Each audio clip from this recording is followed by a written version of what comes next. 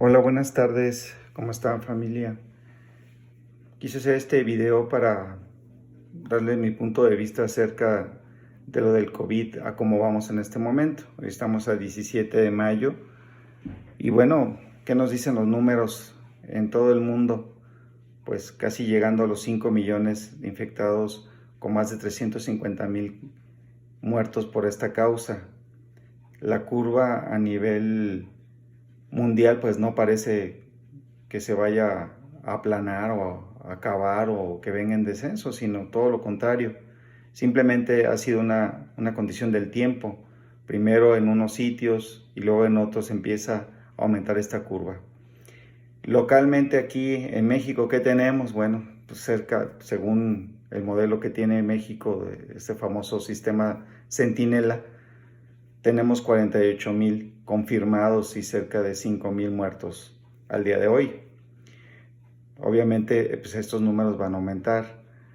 Y tenemos ahí un problema porque hay muchos que piensan que este nivel, este número de estos 48,000 solamente es un muestreo, lo cual es cierto toda vez que no se han hecho todas las pruebas, porque ni pruebas hay suficientes como para hacer muchas pruebas a población abierta.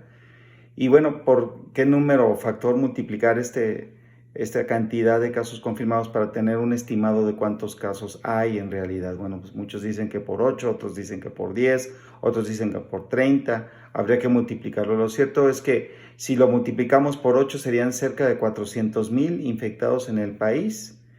Y si consideramos que la mortalidad de esta enfermedad es del 5% aproximadamente, pues tendrían que existir cerca de 20,000 muertos, lo cual no ha sido así. Apenas van 5,000, bueno, apenas en el entendido de los números. Lo que sí es una realidad es que puede ser que haya quien haya fallecido y no se haya contemplado, no se haya subido a los sistemas para ponerlo en los números, porque pues no alcanzaron ni siquiera a saber cuál era la causa del fallecimiento. Lo que me llama la atención y me motivó a hacer este video es que yo creo que no es el mejor momento para tratar de explicar cómo se puede hacer un levantamiento del aislamiento social, es decir, cómo empezar a salir de casa y hacer otras actividades. Yo creo que no fue el mejor momento, pero bueno, está muy a discusión. Evidentemente, desde que se plantea y se dice vamos a estar confinados, vamos a estar guardados, no vamos a poder salir y demás, pues debe de haber un momento en el cual esto se va a acabar.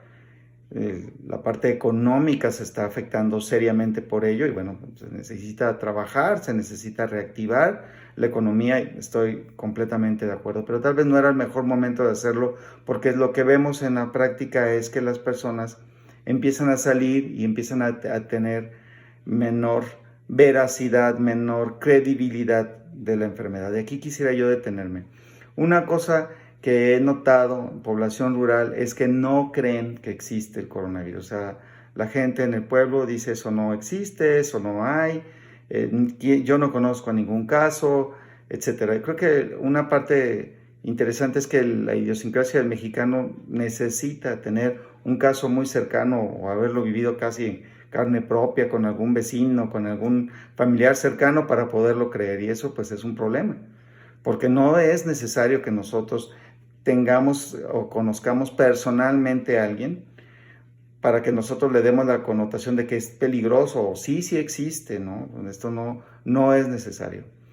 Ahora, otra cosa que yo quisiera comentarles es que estas medidas de mantenerlos a la distancia, porque las gotitas de cuando hablamos, estornudamos y demás es lo que transmiten o se pegan sobre la superficie, se mantiene el virus un poco más de tiempo ahí y demás es las que tenemos que continuar. Por lo tanto, el lavado de las manos, el cubrebocas, la distancia, el gel, o los desinfectantes de cualquier tipo van a seguir independientemente de que se levanten o no se levante el aislamiento social, ¿no? Otra cosa que he estado leyendo y que yo quisiera transmitirles es cómo realizarlo, ¿no? Total, ya se dice mañana en algunas áreas por semáforo y por municipio pueden valorar si ya pueden hacer otras actividades o no se pueden hacer. Bueno, Yo les voy a dar un consejo que he estado leyendo. Hay varios modelos que tratan de explicar cómo se puede hacer un levantamiento social. La verdad es que tampoco se ponen mucho de acuerdo de cómo hacerlo. Pero uno que me llamó la atención y que es el que les quiero compartir, se llama levantamiento manera de burbuja o círculos sociales, núcleos sociales, diría yo. Bueno, ¿de qué se trata? Bueno, normalmente uno convive porque es nuestra condición con nuestra familia. En mi caso, mi esposa, mis hijos y yo. Somos 4 personas. Entonces, hemos estado conviviendo todo el tiempo. Mientras estamos en la casa, no tenemos el cubrebocas puesto, no tenemos, nos lavamos y todo, claro, hacemos aseo general cada rato, pero pues es con tu núcleo con el que eventualmente si uno se infecta, pues contagiarás a esos 4, ¿no? O sea, todos quedarán unos inmunes, otros no inmunes, que eso es otra cosa, famosa inmunidad de rebaño, no hagan caso de eso, no se ha comprobado que pueda ser factible considerarlo como tal para esta enfermedad, para este COVID, ¿no? Para otras enfermedades puede ser que haya funcionado, ¿no? O sea, un día te da el sarampión y es difícil que te vuelva a dar, o la varicela ya no te vuelve a dar en la vida, aunque estés en contacto con ese germen. Para el caso de COVID, no. Puede haber sucedido que alguien se ha enfermado de COVID y después vuelve a adquirir otra vez el COVID y se vuelve a enfermar, ¿no? Y en una de esas, pues se puede enfermar de una manera grave. Entonces yo considero ahí que tengan cuidado y eso no lo vayan a tomar como una posibilidad real o factible. Entonces, esa forma de volverte a interrelacionar, yo sugeriría, quisiera yo transmitirles esto, háganlo con sus círculos más cercanos. Es decir, en mi caso, pongo mi ejemplo, si mi familia normalmente nosotros nos juntamos con la familia de una de mis cuñadas o con mi suegra o con una de mis hermanas, pues nada más con ellos. Es decir, hagamos un círculo, hagamos una burbuja social o un círculo social y lo amplías, pero nada más con una sola. Y cuando pasen los días, pasen las semanas, algunos hablan de una semana, algunos otros hablan de 10 días, y si no, ninguno ha tenido fiebre, ninguno se ha contagiado, entonces amplíen esa burbuja y entonces empiezan a relacionar con los demás. Me viene a la cabeza la situación de lo que ponían, ¿no?, en algunos grupos y digo, yo también lo quisiera, ¿no? ¿Cuándo nos volvemos a ver? ¿Cuándo vamos a hacer una fiesta? ¿Ya vale la pena quitarnos de esto? Sí, yo lo entiendo, pero va a tener que ser muy paulatino. No se va a disponer de una vacuna en breve, en lo corto, y si se dispone de la vacuna, no sabemos cuándo va a llegar a México.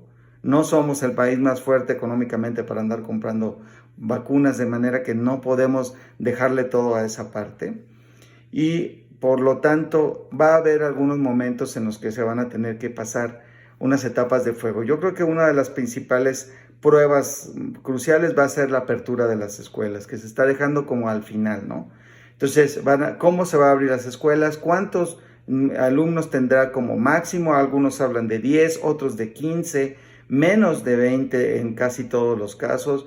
¿Cuánto tiempo van a permanecer los alumnos juntos? ¿Qué tan distantes pueden estar en los espacios físicos? ¿Cuánto van a proliferar las escuelas que son semipresenciales o aquellas que de plano son a distancia? Creo que esa va a ser una prueba que nos va a abrir muy bien los ojos para saber si efectivamente hicimos más o menos las cosas, no hay tantos contagios, no se desborda los sistemas sanitarios, etcétera. Yo creo que ahí podría verse. Creo que vale la pena no malentender esta parte de levantamiento de las medidas de confinamiento social, porque todavía no, pienso yo, todavía no era el momento de hacerlo. Igual ojalá no se desanimen, tendremos que estar en contacto, llamándonos por teléfono, en videollamadas todo el tiempo. Eso yo creo que es importante, sentir la presencia de los demás, de nuestros seres queridos que están ahí con nosotros, lo considero de lo más importante, porque todavía nos falta camino por recorrer. Chequemos el caso de Lázaro Cárdenas, están cercanos a nosotros, están con números muy hacia la alza. Morelia afortunadamente se ha aguantado todavía. Vamos a ver qué pasa en las próximas semanas. Bonito domingo.